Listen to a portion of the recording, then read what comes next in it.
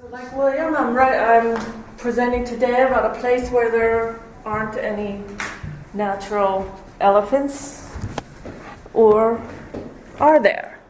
So Japan is an archipelago, but it was believed to have been attached to the Asian mainland at various points in its prehistory. And that allowed early Proboscidea, to migrate to areas that now comprise the Japanese nation. So the earliest of these was called the Gomphorium annectans, and as you can see, they were alive from about 19 million years ago, and they had 4 tusks, both upper and lower, and they were characterized by a simple molar. About 15 million years ago, the 4-tusked Stegolephodon evolved with a lot of subspecies, including a dwarf variety, and those were available in Japan. And so I put sort of this simplified thing, and you can see the Gomphotherium is on this branch, which and the Stegodon is on this branch. So then there's a sort of gap in the fossil record of elephant presence in Japan until about 5 million years ago, and the Stegodon, which were widespread in the Pliocene epoch, which was about 5 million to 2.5 million years ago.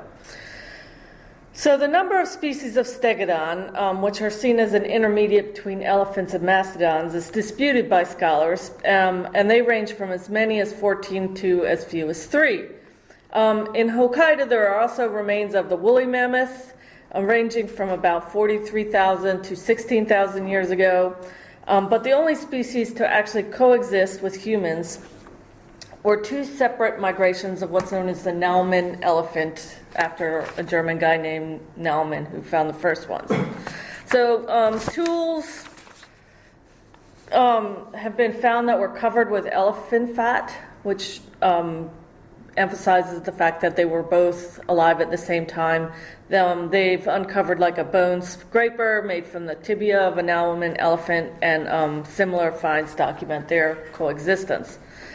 But although there are no longer elephants indigenous to Japan, elephants and their parts were important in the physical and spiritual world of the early modern Japanese. So we know that elephants don't really swim for very long distances, so it's not surprising that we don't really have very many migrations to Japan after the Naumann elephant, and the total can really be counted on the fingers. So they didn't come through natural migratory patterns, but as expressions of human interactions. The first record of a live elephant in Japan is that from 1408, and it was a gift to the shogun Ashikaga Yoshimochi.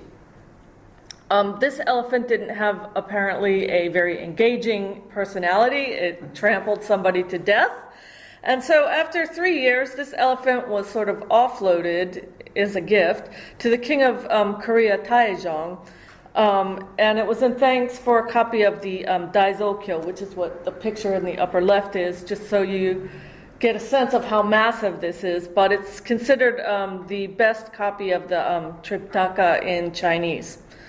So after several people in Korea were also trampled to death by this elephant, and they also got tired of feeding them because, as pointed out, they're quite expensive to feed. They exiled this elephant to an uninhabited island, where it was later reported as alive but emaciated.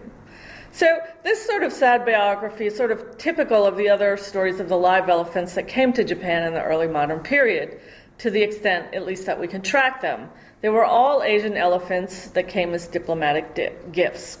As Japan increasingly became a participant in the power politics of the region, elephants came to represent this power. So the largest number came when Japan was most active in regional politics, 5 coinciding with the rise of Obu Nobunaga, which was Oda Nobunaga. I don't know why. It's all jet lag. So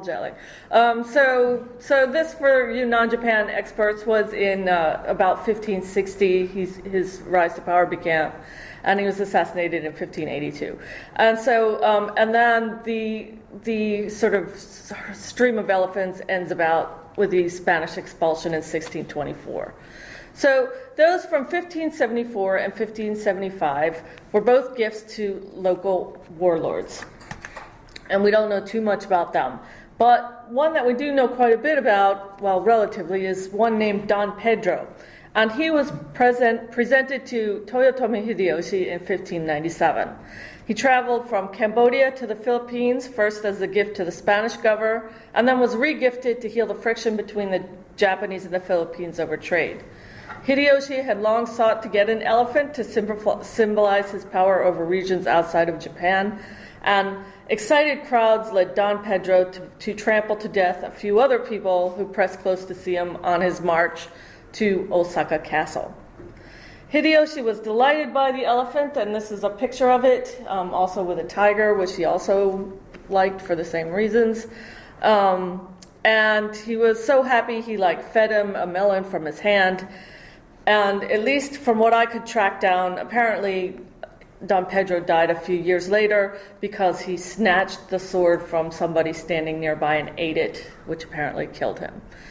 Another elephant was sent to Tokugawa Ieyasu in 1902 from Cochin, China, as an overture to initiate official trading relations. And this elephant was then also regifted, typical in Japan, to the son of Hideyoshi's political rival, Hideyori, who had played with Don Pedro as a child and apparently had some fond memories. The Dutch gifted an elephant to the Bugyo of Hirado in 1624, and this was probably done to ensure that they were not expelled like the Spanish had been. And then after the Sakoku laws of the 1630s, which led Japan to isolationism, only 3 additional elephants arrived, of which one died almost immediately upon arrival. So, the specific conditions that of Sakoku that led the elephant of 1728 to have the greatest impact of them all. So this elephant was brought at the specific request of Shogun Tokugawa Yoshimune, and this was the female that died. But the surviving elephant, the male, had to walk much of the way from Nagasaki to Edo, which according to tradition, along this walk, the mountain pass of Inasa was so narrow and steep that the elephant cried all the way up. So today they call this stretch of road as Zonakizaka, or Crying Elephant Hill. And some other, just like the Mongols, other parts of Japan also received elephant names, like this is known as Elephant Mountain, and here's some famous Hiroshige prints showing Elephant Mountain. So finally, the last elephant, just for completeness, was sent at the orders of Sir Stamford Raffles from Batavia in 1813. And this one was rejected by the Japanese government, probably because they really didn't want to open any trade negotiations with the English, and this poor elephant had to make a round trip from Indonesia and went back. So we only have 7 live elephants in a period of 500 years. But nevertheless, Buddhism was a very important factor in ingraining elephants into the Japanese consciousness. The white elephant that preceded the Buddha's inception and the many Jataka tales about elephants were common knowledge. Likewise, Buddhist symbology of the elephant as a representative of wisdom was known. Ancient objects such as mirrors decorated with elephants exist as far back as the 4th century.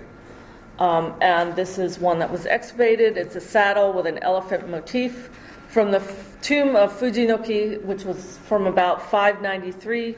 And you can see in the close-up it's embossed with little images of elephants. So in Japan, also Fugen, the bodhisattva of great conduct, is usually depicted on an elephant as well. And the elephant was seen as the remover of all obstacles.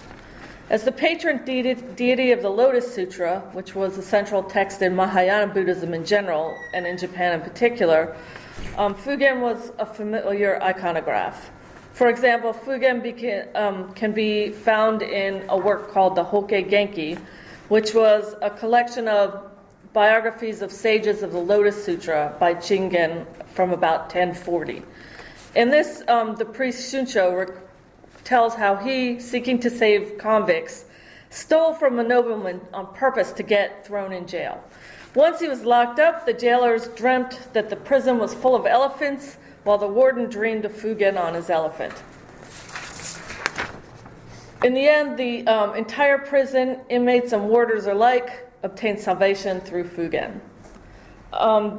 The story of a harlot possessed either by or transformed, or as the transformed body of Fugen appeared in the 13th century story collections like Kojidan and Senjusho.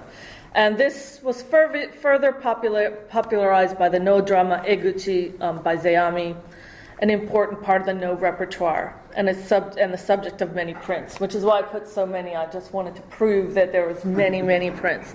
A priest on pilgrimage encounters the ghost of the prostitute Eguchi.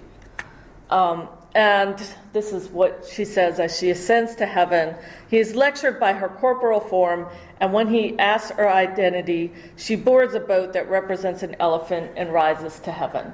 So this is what she quotes. I won't bother to read it because you're all educated and can read. But here's a print of the No depiction of the boat representing the elephant rising to heaven. Another elephant deity in Japan was called Kangiten or Kankiten or Shoson.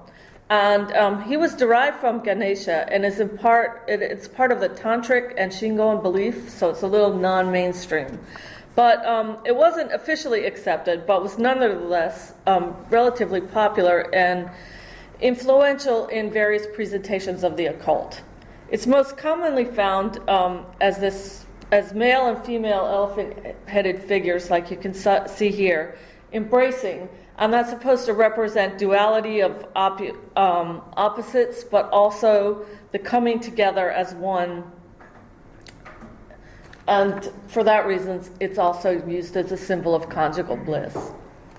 So elephants were also depicted in kabuki, and this is relevant in particular because No was the sort of elite theater, kabuki was the commoners theater.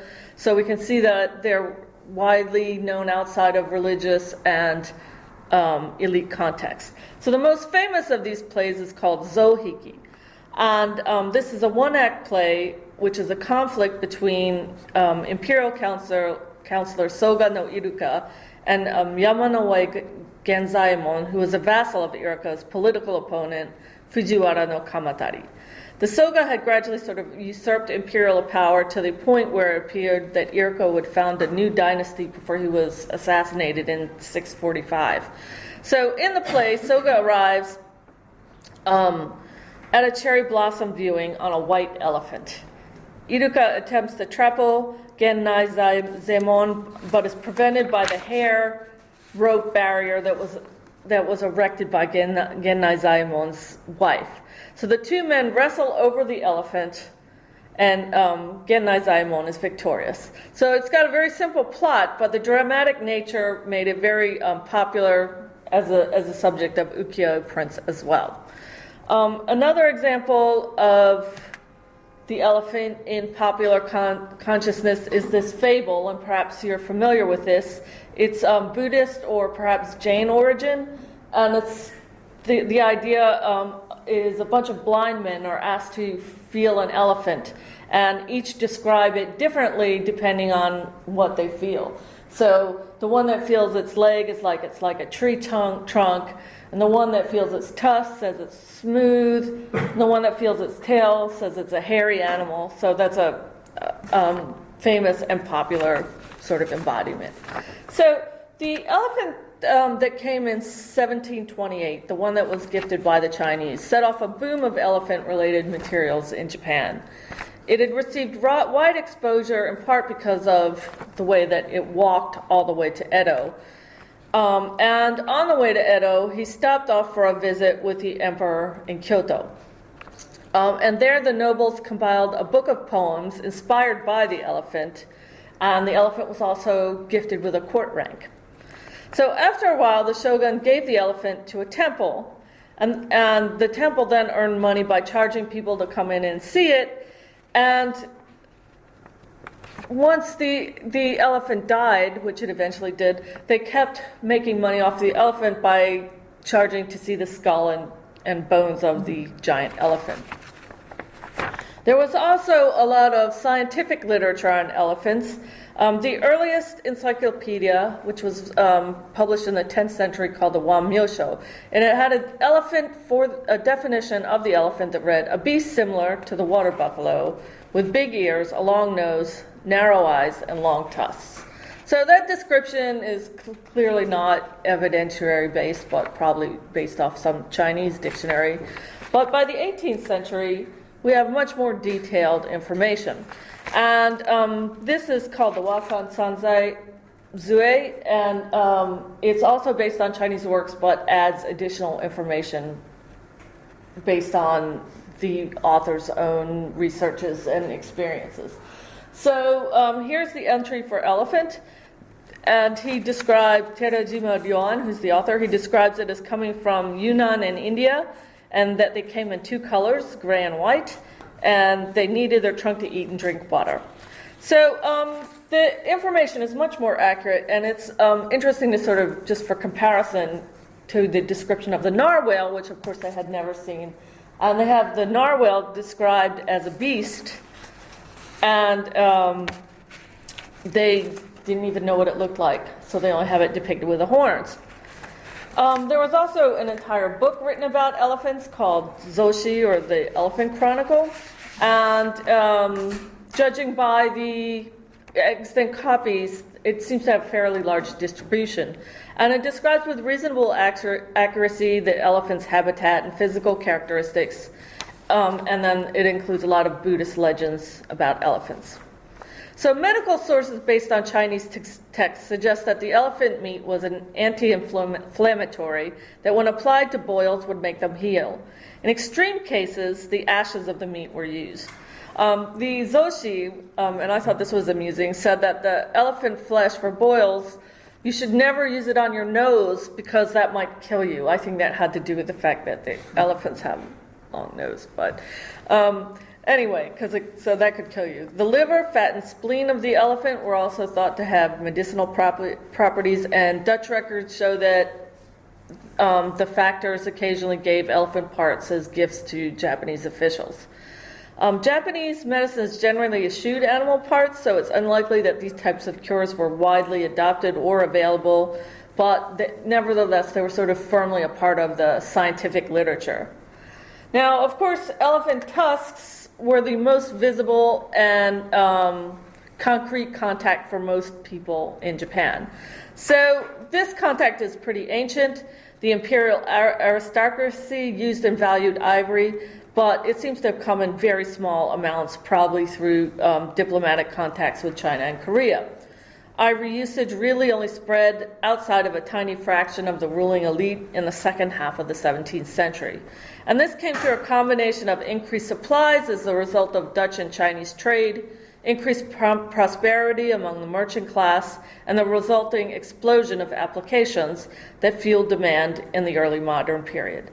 So isolationism, or government policies of self-sufficiency promoted in the late 17th century, did really not put any effective damper on the demand. So it's assumed that ivory traded to Japan came from India, but sources indicate that it came primarily from Siam, the Malaysian peninsula, and a tiny bit from South Africa. And this probably has to do with trade patterns. How the Portuguese or other traders had direct routes to Japan rather than being barred, other sources might well have been exploited. With the exception of a few diplomatic gifts, a bird cage in 1646, some cups in 1647, and a veneered cabinet in 1779, and ivory spectacle frames, because there seemed to have been a taste, Japanese even now like white, so ivory was almost always imported in the raw state as a tusk. So imports would fluctuate widely, but a good year could bring about 7 or 8 tons. When the trade with Chinese merchants increased after 1657, they probably brought an equivalent amount, so maybe 10 tons a year going into Japan. And so an early compendium of professions, which you see here, the Jinin Kimozui, writes that ivory carvers made hair ornaments, which you can see there, scroll lens, netsuke, somewhat ironically including those shaped like elephants, ojime, which are beads, lids for tea ceremony, jars, and powder horns. So of these, only ornamental combs and powder horns existed outside of Japan, which shows you the extent to which the material had been adapted. As ivory supplies within Japan increased in the 18th century, ivory was put to many, many other uses. Significant was and still is probably the name seal or hanko. And those who couldn't afford a solid ivory one would sometimes make one out of the top of water buffalo horn, which was also imported but not as expensive as ivory. But it has a very pleasing black and white aesthetic appeal.